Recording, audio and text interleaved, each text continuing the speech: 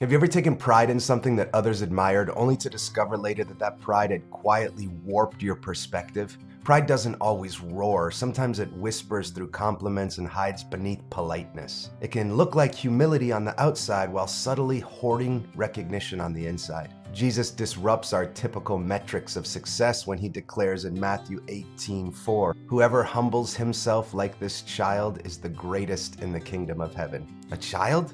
Not a preacher, not a leader, not even a seasoned disciple. Today, I want to walk you through a personal story from my childhood that shaped decades of my life, and how only recently I've started to see it through the lens of God's definition of greatness. Hey, I'm Adam with Faith Labs. We create daily devotionals for busy Christians who want to grow deeper in their walk with God. Let's explore this together. A childhood trick that sparked a lifelong trajectory. See, at 6 years old, I was captivated by a friend's magic trick. I couldn't rest until I'd mastered it. When I successfully performed it for my dad and saw real amazement in his eyes, something shifted inside of me. There's something completely intoxicating about knowing something that others don't. It felt empowering, and that moment launched what would become a lifelong pursuit of performance, skill, and stagecraft. What began as an innocent curiosity, it slowly became the foundation of my entire identity.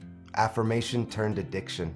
As I honed my skills and built a career, the applause grew louder, but so did my inner dependency. People praised my creativity, my stage presence, my ability to connect with others. And I began to internalize those affirmations as evidence that I was inherently exceptional. It's dangerously easy to confuse external charisma with internal character. Outwardly, I maintained a demeanor of humility, always gracious and receiving compliments, but inwardly, I accepted every word as validation of my own worth. It's uncomfortable to admit now, but my humility was anything but genuine. It was rehearsed and polished. Jesus' words in Matthew 18:4 cut to the heart. Quote, "Whoever humbles himself like this child," end quote. Not pretends, not performs, but is truly dependent, the way a child knows their limitations and asks for help. Children don't manufacture humility, they simply are humble because they know that they need others. In contrast,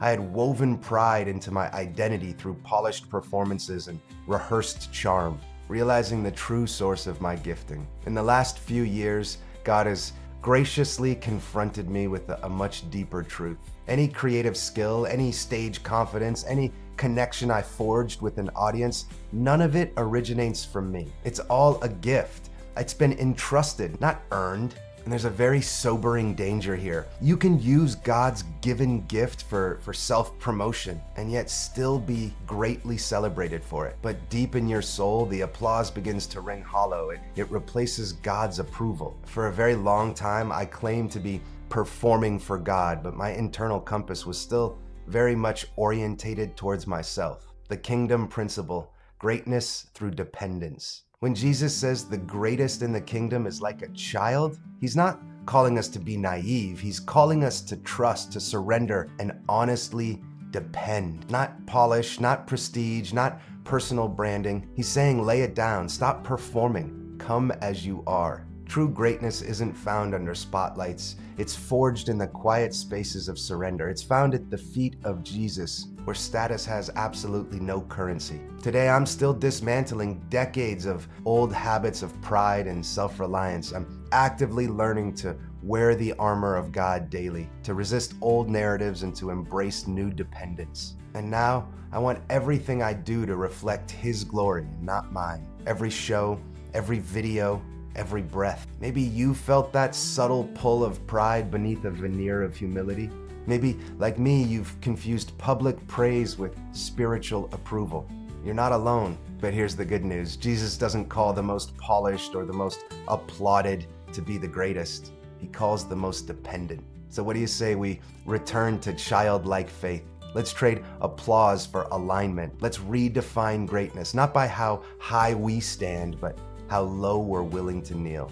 Hey, do me a favor, if this has somehow resonated with you, send it to someone wrestling with this same quiet tension.